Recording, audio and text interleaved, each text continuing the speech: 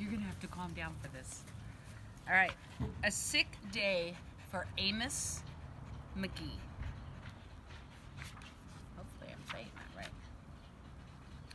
Amos McGee was an early riser. Every morning when the alarm clock clanged, he swung his legs out of bed and swapped his pajamas for a fresh, pressed uniform.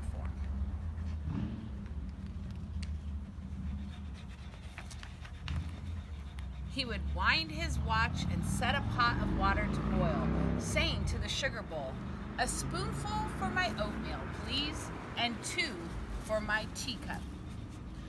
Belly full and ready for the workday, he'd amble out the door. Ooh, that's a good word. The author could have said he walked out the door, wouldn't have even said anything to us, but he ambled out the door. That's fun. Every day, Amos waited for the number 5 bus. Next stop, City Zoo, the bus driver would call. 6 a.m., right on time, he'd reply. Amos had a lot to do at the zoo, but he always made time to visit his friends. It's a good idea, huh? Visit your friends. He would play chess with the elephant, who thought and thought before making a move. Run races with the tortoise, who never, ever lost. Amos must be pretty slow if the tortoise never loses. Sit quietly with the penguin, who was very shy. Lend a handkerchief to the rhinoceros, who always had a runny nose. Mrs. Karagosian thinks Amos is such a good friend. He's learned to do things that his friends like to do, and then done them with him. Huh? And at sunset, read stories to the owl, who was afraid of the dark. One day, Amos awoke with the sniffles and sneezes. Hey, you're stealing the show. With the sniffles and the sneezes and the chills, he swung his achy legs out of bed, curled them back again, and said, "Ugh, I don't think I'm going to work today." Meanwhile, at the zoo, the animals waited for their friend. The elephant arranged his pawns and polished his castles. The tortoise stretched his legs and limbered up. The penguin sat patiently, all by himself. The rhinoceros worried that his allergies were worsening.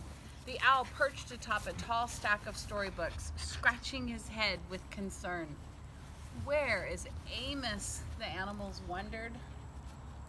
The animals are all so sad. Where's their friend?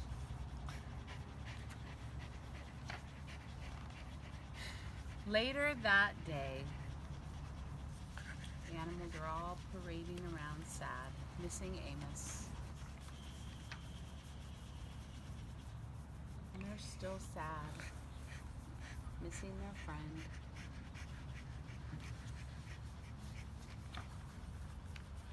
Oh, look. The animals are on the bus. Where do we think they're going? Where do you think the animals are going?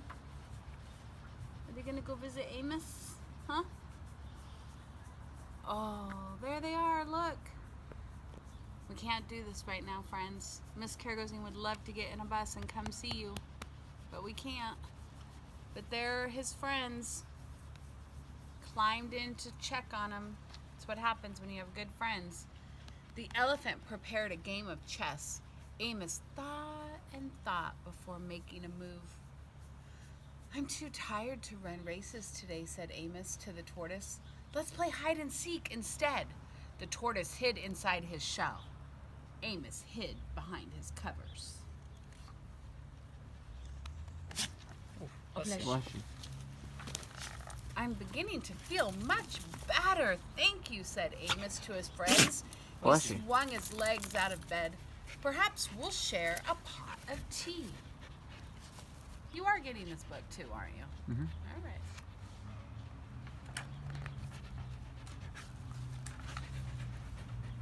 Amos wound his alarm clock. "It's getting late," he said. "After all, we have a morning bus to catch." So Amos said goodnight to the elephant, goodnight to the tortoise, goodnight to the penguin, goodnight to the rhinoceros, and good night to the owl, who, knowing that Amos was afraid of the dark, read a story aloud before turning out the light. So what Miss Karagosian wants you to learn from this is that how we treat other people is how they learn how to treat us. So Amos had taught all of his friends how to be a good friend, and then when Amos was sick and he needed friends, all of his friends knew what to do. They knew how to be a good friend for Amos. So obviously we can't find each other, but we can be checking into Google Classroom. We can be thinking of creative ways.